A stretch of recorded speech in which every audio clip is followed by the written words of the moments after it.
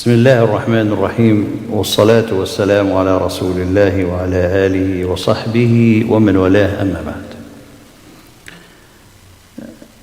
يقول رب العزة سبحانه وتعالى بعد أعوذ بالله من الشيطان الرجيم بسم الله الرحمن الرحيم والنازعات غرقا والناشطات نشطا والسابحات سبحا فالسابقات سبقا فالمدبرات أمرا. There are different interpretations for every ayah, and this is what we're going to be studying bi'idhnillahi ta'ala. However, let's start with the beginning of the surah, just to give, the ambience or what the surah, when you read it, it gives you as feeling, in which perspective the surah should put in you. So it first is said here as some of the mufassirin saying in this introduction, قال نموذج من نماذج هذا الجزء لإشعار القلب البشري حقيقة الآخرة. So this is another example of the juz that we are studying to show, subhanAllah, that aim to instill in the human heart the reality of the hereafter. So that's one of the objective here.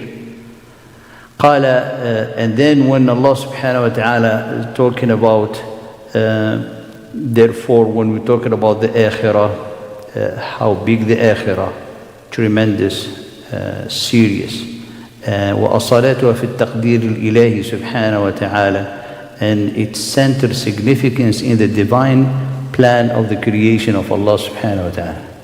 Because when you think about subhanallah, one's journey, the center part in our life is the akhirah. I mean, this is a very, fleeting passage, this dunya, Look how many from our people here close to us, they passed away in a very young age. So if the akhirah didn't exist, it does not make any sense. It's going to be absurd. فلذلك Allah subhanahu wa ta'ala in this ayah, in the Quran, in His words subhanahu wa ta'ala, help us to realize, to feel, to live this greatness of the akhirah.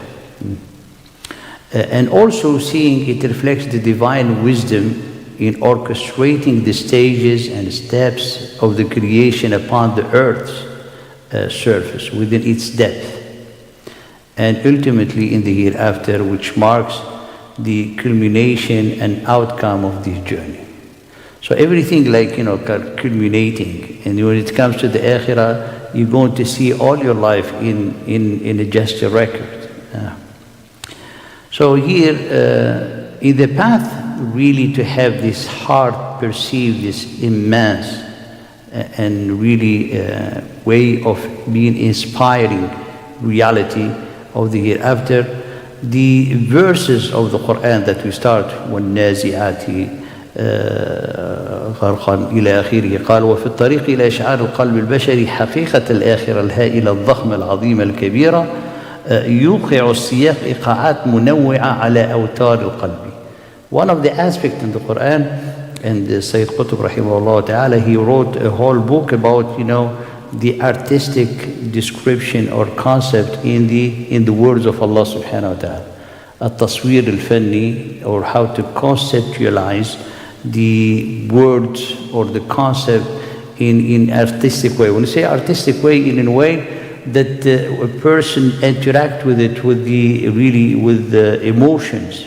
So here قال الله سبحانه وتعالى إيقاعات ولمسات تمت إليها بصلة. So there is this is like rhythm and touches are indirectly connected to the essence of the truth. So when Allah subhanahu wa ta'ala, when you read it, وَالنَّازِعَاتِ غَرْقًا وَالنَّاشِطَاتِ نَشْطًا, and subhanAllah, it gives you, like there's rhythm and there's touch that touch your heart. Now, moreover here, the matla and the preparation here begins with a mysterious opening. One that stirs a sense of intuition, awe, and apprehension. So this opening is delivered in a trembling, breathless, musical rhythm, as the author saying. I mean, when you say like, it rhymes. Even the Arabic, some of the words of like gharqan, it has been put in this sense, so it rhymes with the rest of the ayat. Although the listener breathe is caught in fear, trembling, surprise, and astonishment. So when you read it, النازعات غرقا والناشطات نشطا, it's very mysterious, subhanallah. Now, this is here where all are qasam, are oath. So Allah is sworning with this nazi'at, والنازعات والناشطات, all of Allah subhanahu wa ta'ala. So He's making the qasam. And the qasam, when Allah subhanahu wa ta'ala swear by His creation, and Allah subhanahu wa ta'ala only has the power and to swear, to do the qasam and the oath with His own creation, when us as a believer, we only can make an oath in the name of Allah subhanahu wa ta'ala. Now in the qasam, it has few aspects that we have to learn. So what is the wisdom of the oath of Allah subhanahu wa ta'ala in the qasam, in the Quran? For example, we say someone want to affirm something, you say, Wallahi, I'm going to do it. So someone, you said, if someone is doubting your statement, you say, are you sure you're going to come? He said, Wallahi, I'm coming. Inshallah, of course. So Allah is to swear by the name of Allah subhanahu wa ta'ala, confirming, so to eradicate any doubt of the person that is listening to you, or a promise that you've given, you wanted to confirm it, and you wanted to be sure that the person who is listening to you is really, embracing it and listening and taking it and believing you. That's the first aspect, as some of the scholars they're saying, because this Quran, not everyone is going to believe in it. So Allah subhanahu wa ta'ala making the qasam to help for those who still, not close or close to the iman but not believing, to hear the qasam. And this qasam, when Allah subhanahu wa ta'ala swear by His making an oath with His creation, it gives an intuition for that this word that is going to come are words, serious words. When someone, he's talking to someone, he said, Wallahi, I will do all this and I'll take care of it, or I will punish. So people, they take him seriously. So this is another aspect in the qasam. The other aspect in the qasam is whatever Allah subhanahu wa ta'ala is making oath with is to indicate the greatness of these things. For example, when Allah subhanahu wa ta'ala say, إِذَا السَّمَاءُ انْفَطَرَتْ وَالسَّمَاءِ ذَاتِ الْبُرُوجِ وَالسَّمَاءِ قَسَمْ. So you understand, subhanAllah, the creation of Allah subhanahu wa ta'ala with the sama is tremendous, is great. So also an indication to help us to reflect on whatever Allah subhanahu wa ta'ala uses to make an oath with is something tremendous and big. That's the second aspect. And the third aspect is Jawab al-Qasam, the answer of the oath, because an oath for to give, the thing that you are making qasam for, which is they call Jawab al-Qasam, to show how important. So when someone is making a qasam, whatever making a qasam upon, it's something very serious that you're going to take it, in a very serious way. So here, this is ابتدأت بقسم بمخلوقات ذات صفات عظيمة. So the passage begins with an oath by creation endowed with magnificent attributes, emphasizing the truth of what follows in the statement. So this oath serves to magnify the significance of the entities being sworn by. So this is one of the aspects that we already have mentioned. Allah subhanahu wa ta'ala mentioned in the beginning of this ayah 5 elements mentioned in this oath. All are expressed in plural, in al-jama', because Allah subhanahu wa ta'ala used the alif and the ta. Nashitat, sabihat, sabiqat, all of them in in groups. Now, so indicating collective groups characterized by the qualities described. So they are groups of those who of al-nazi'at. I'm not saying the translation, because the translation is only using only one part. So al-nazi'at, al-nashitat 2, al-sabihat 3, al-sabiqat 4, al-mudabbirat 5. Okay? And we're going to go take one by one بإذن ta'ala. So قال والذي فيجوز أن تكون صفات لموصوفات من نوع واحد له أصناف تميزها تلك الصفات. So the first option, so it's possible that these attributes, all of them belong to one entities, one single entity.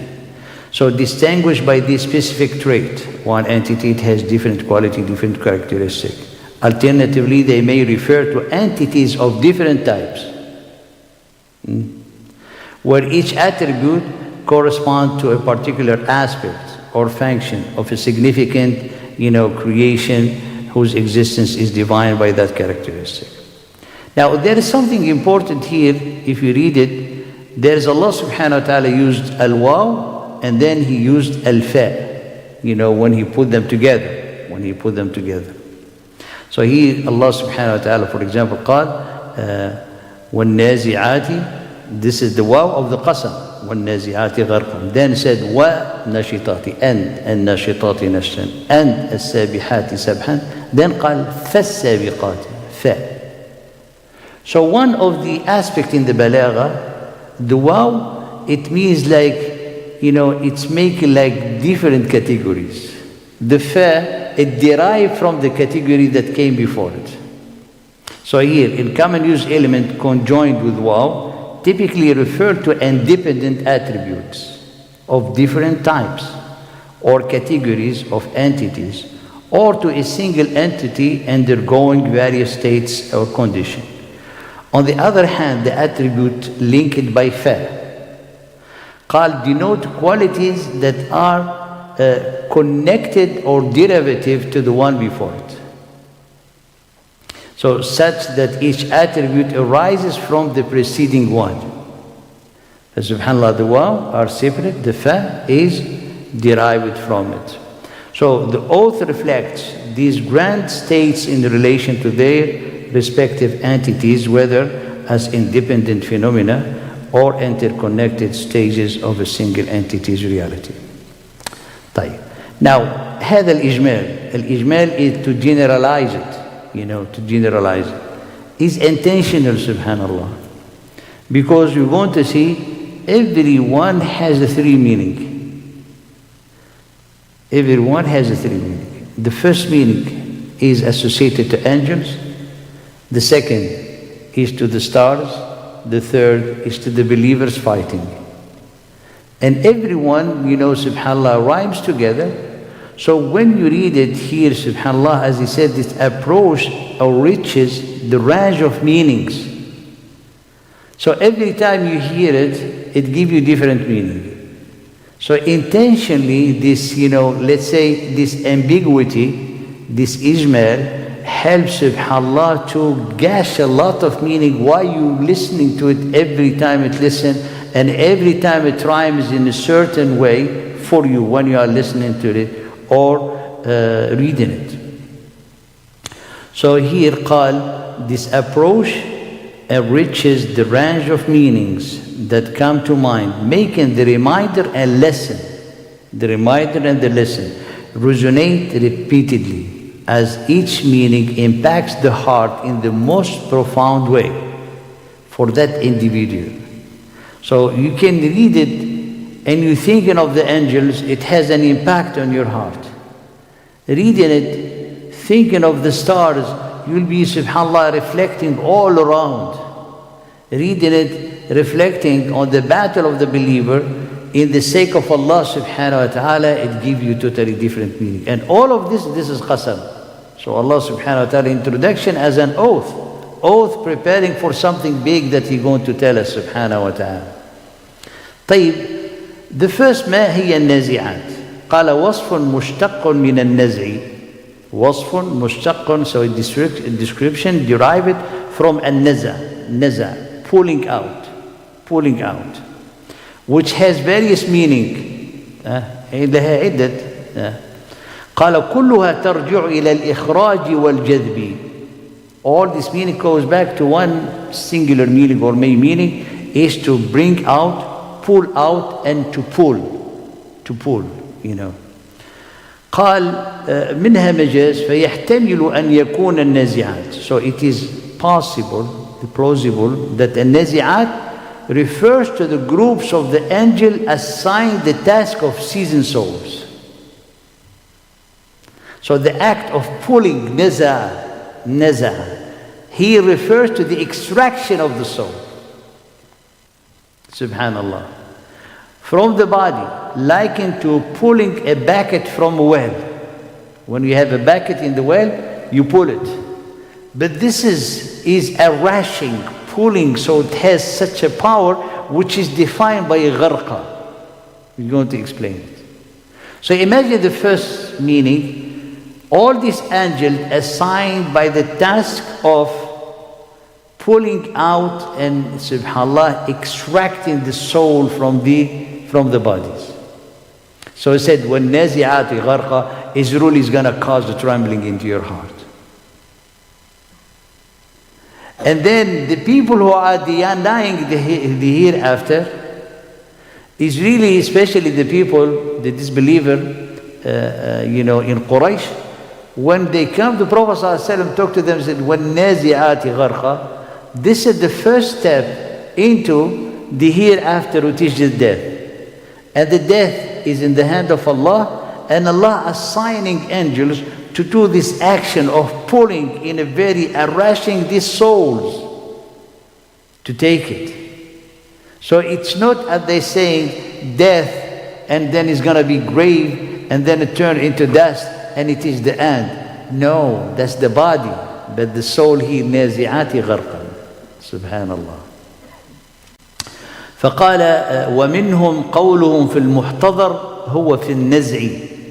And that's why the one who's dying, the one he's dying, he's in the throes of death, they say he's in naz'a. When someone he's dying in sakarat al-maut, يقال فلان في النزع. في النزع, subhanallah, he's been going through the process of the naz'a. This, what we have said, this interpretation has been narrated by Ali radiallahu ta'ala anhu, Ibn Mas'ud, Ibn Abbas, Mujahid, مسروق وابن جبير والسدي. فأقسم الله بالملائكة لأنها من أشرف المخلوقات. Allah swears by the angel because they are among the most honorable of the creation, highlighting their specific role as a reminder to the disbeliever who are heedless of the hereafter and what comes after death. So this reminder is particularly relevant because of their intense attachment to this life. As Allah says about the Jews, قَالَ وَلَتَجِدَنَّهُمْ أَحْرَصَ النَّاسِ عَلَى حَيَاةٍ. And you will surely find them the most greedy or the most attached to people of life for life, even more than those who are associate others with Allah subhanahu wa ta'ala in Surah Al-Baqarah. So, in the same way, the disbelievers are an example of this love of life, for life. They have this love for this life. Therefore, the oath by the angel who sees souls serves as a lesson and reminder for them. So every time you hear one nazi'ati gharqa, is like, subhanallah, a person between the hands of the angel pulling out his soul. And it is the end. It is the end. Especially when the soul is at the throat.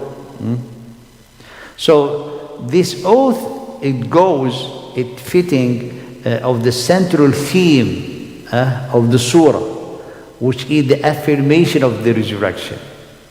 Because we said we're going to talk about the resurrection.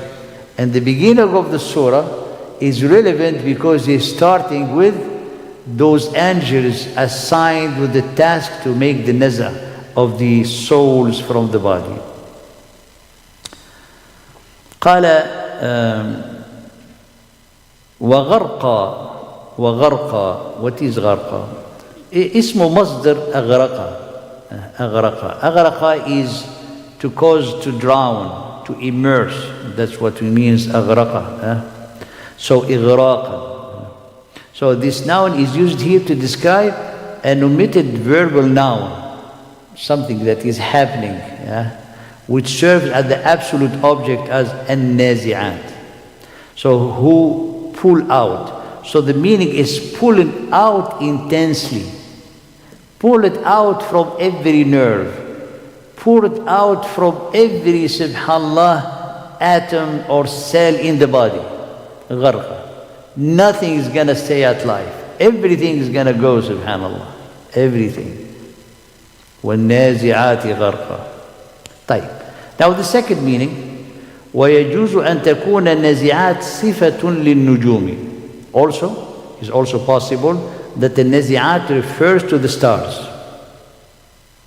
So meaning here they move from one horizon to another. You see, and nazi'at. So as to incline towards something, it's like, subhanAllah, they pull itself, nazi'at, you see them like moving. Or to long for it. So in this context, gharqan likens the setting of the stars to sinking into water. So the sinking, like when you see, for example, the sunset, when you are by the sea, it goes like it sinks. So here, the stars, nazi'at, and moving, gharqan, setting, they set. Subhanallah. And this is will from the soul being pulled out to the vast horizon of the stars moving and setting. This is an intro, subhanallah, is beyond that one can even, is unspeakable to describe it. In the beautiful book of Allah, in two words, وَالنَّازِعَاتِ غَرْقًا. It has all this meaning. From the angels pulling out the soul to the farthest horizon of the universe to see the stars, subhanallah, setting and moving in a very, speedy way. So here the oath by the stars in this case highlights their role as a manifestation of divine power. Subhanallah. Similar to the verse, قَالَ, by the star when it sets, وَالنَّجْمِ إِذَا هَوَى. Now the third meaning, وَيَحْتَمِلُ النَّازِعَاتِ تكون جماعات الرماة بالسهام في الغزو. And it might be, and nazi'at refers to the groups of archers shooting. So nazi'at, it's like to pull the arch. Gharqan, to pull it to the extreme. So the shooting will be like the farthest going to its target. So rumat, subhanallah. So the phrase nazi'ati, قال, to pull the bow refers to the act of drawing the bow to prepare it for shooting. So the interpretation is attributed to Ikrimah and Ata. You see, all of them it has, referring to some of the Salaf who already have said that, So that's why if you read the translation, they already took only one. For example, وَالنَّازِعَاتِ غَرْقًا, they say by the angels stripping out evil souls harshly. By those angels. So all of them, they say the angels. That's why I didn't want to read the translation, because it has different meaning as we study in it. Yeah. So here, in this context, غَرْقًا refers to the full drawing of the bowstring. Subhanallah. Ensuring the arrow is deeply set before release. So the oath then will be by the Muslim warriors and their archery, honoring their role in supporting the way and the religion of Allah subhanahu wa ta'ala. So this is qasam. And this is qasam to see how important are the believers who fight for the sake of Allah.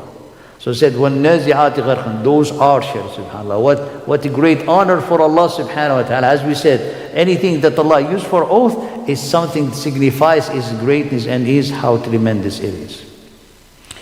So, although the Muslim in Mecca at the time had no military campaigns, they didn't have. Actually, they have been prohibited to make any qital. قَالَ كُفُّوا أَيْدِيَكُمْ. Do not hold down your hand, do not fight. Or expectation of such. But this oath serves as warning to the disbelievers. It's like, subhanAllah, foretelling them the battle that is going to come, which is the battle of Badr from Mecca. So I have this meaning, وَالنَّازِعَاتِ غَرْقًا, you disbeliever, you're going to be in a situation that the one I'm swearing by, that are the Muslim believers who are going to be fighting you, Allah subhanahu wa ta'ala give them nasr and they're going to give them a triumph. قال, foretelling the battle of Badr, where their strength will be broken. So this interpretation aligns with the signs of the prophethood and the divine promise given to the Prophet ﷺ. So this interpretation goes with the nubu'ah of the Prophet ﷺ and what Allah subhanahu wa ta'ala is going to give as grants of favor to his messenger ﷺ to empower him, to give him the tamkeen and to give him to overcome and the triumph over the disbeliever.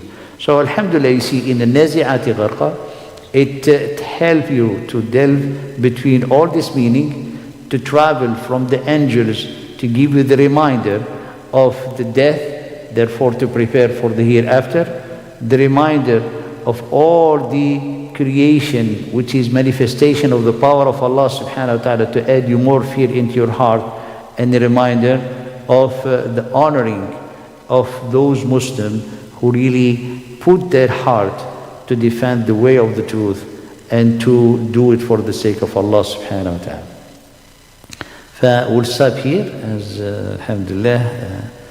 We start next time with An-Nashitat.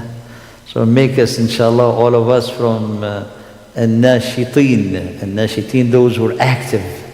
Make us inshallah active into drawing ourselves nearer and nearer to Allah subhanahu wa ta'ala. Jazakumullah khairan wa barakallahu.